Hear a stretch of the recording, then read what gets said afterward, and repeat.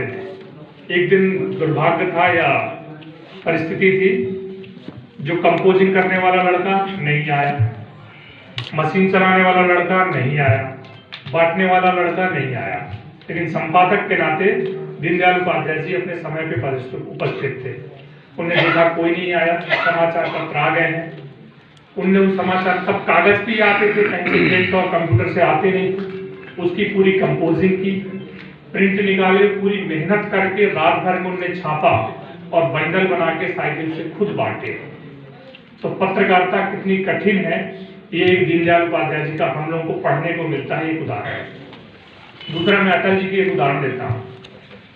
अटल जी का जो मंत्रिमंडल था उसमें बहुत पत्रकार लोग थे, बहुत मूर्धन्य लोग थे। उसमें एक अरुण शौरी जी थे पत्रकारिता के क्षेत्र में, जिनके आर्थिक क्षेत्र का अनूठा ज्ञान था उन्हें, और उनके बहुत सारे चीजों को करके हमारी सरकार ने स्वीकार करके आगे चलाया। और आज कहीं भी कुछ भी होता है, इस समाज को सजग रखने के साथ साथ गलत रास्ते से जाने में, बचाने में अगर किसी का योगदान है तो हमारे पत्रकार भाइयों का है। और पत्रकारिता के क्षेत्र में अगर हम पन्ना जिले की बात करें तो हमारे पन्ना में बहुत पुराने और वरिष्ठ पत्रकार हैं, लेकिन सज्जनता की मूर्ति, प्रेम और स्नेह अगर किसी से सीखना है, किसी के खिलाफ खबर छापने के बाद भी उससे मुस्कुरा सकता है अगर कोई, तो मनीष मिश्रा जी हैं, दूसरा कोई व्यक्ति नहीं हो सकता। लेकिन अपनी पत्रकारिता का मान रखते हुए दूसरे का मान रखना है, ये सीखने लायक है। ऐसे अनेक चीजें मैं बातचीत करूं, जहां आग ना लगती हो वहां त्रिपाठी जी को भेज दो।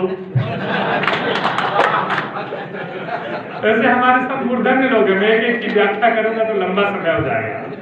लेकिन जैसे हम राजनीतिक क्षेत्र के लोग कार्यकर्ता हैं, उससे कठिन जीवन आप लोगों का। हम लोग की एक पार्टी है, एक संगठन है, एक काम करने का रास्ता है, लेकिन आप लोगों के बीच में खतरों में जाना है। आज मैं देख रहा हूं यूक्रेन का युद्ध चल रहा है, पत्रकार लोग कहां कहां घुस के बेचारे रिपोर्टिंग कर रहे हैं। क्या बम उनके ऊपर नहीं फटेगा, ये कोई गारंटी है क्या? लेकिन कितनी कठिन परिस्थिति हो, लेकिन पत्रकार अपना काम करता है। मैं तो बहुत ऐसी परिस्थितियां देखा हूं कि जब पत्रकार पूरी मेहनत करके समाचार लेके आता है और वो समाचार आने के बाद जो समाचार पत्र का मालिक होता है उसके इंटरेस्ट के अनुसार वो खबर नहीं छपती, तो पत्रकार के दिल में क्या गुजरती होगी। तो उसमें 2-3 मांगों में हम लोग से हमेशा सुकुमार जी डिस्कशन करते रहते हैं कि ये होना चाहिए, ये होना चाहिए। लेकिन अब थोड़ा सा सजा मामला बदला है, अब छपने से ज्यादा अपन लोग सोशल मीडिया में भी डाल देते हैं तो मामला चल जाता है।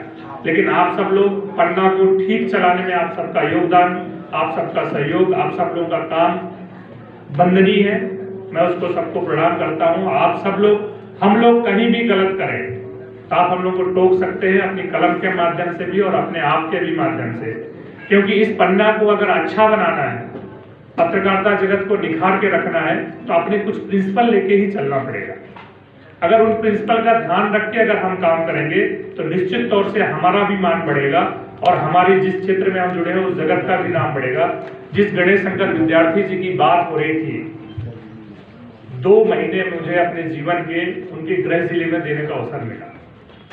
मैं उनके गांव, हदगांव उनका गांव है, जो उनका जन्मस्थली है, वहां भी मैं होके आया। इस दौरान में 5-7 बार उनके गांव जाने को मिला। वो व्यक्तित्व तो ऐसा था जो आजादी के पहले लड़ाई लड़ी और आजादी के बाद अभी उनके नाम पे एक कार्यक्रम हुआ। उनने कभी कल्पना भी नहीं की हुई होगी कि मुझे ऐसा सम्मान मिलेगा या उनके परिवार के लोगों को। लेकिन पत्रकारिता की एकजुटता जब बढ़ती जाती है तो सारी चीजें ठीक होती जाती हैं। आप सबको भी मैं आग्रह यही करता हूं कि आप सब लोग अच्छी खबर पे ध्यान रख के, किसी के साथ राग और द्वेष मन में न रखते हुए निष्पक्षता के साथ अपनी पत्रकारिता करें।